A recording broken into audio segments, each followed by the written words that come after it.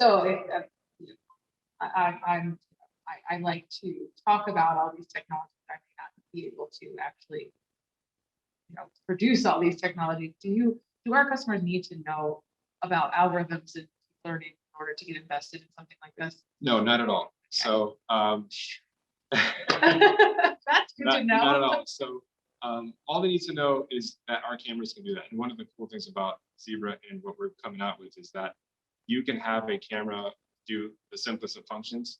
And then if you want to repurpose that camera to do a more complex function as your needs grow or as you see fit, you can actually program that camera using the same software to add on to it. So there's definitely the ease of use that we have with our software that comes along with it. It's different from what other competitors are offering, which are kind of more complex. So some customers want to do this themselves, and that's fine. But you may want to have Barcoding do it for you and do the integration into a PLC environment, into the network, or to a laptop or whatever, a display board. You can actually see what's going on.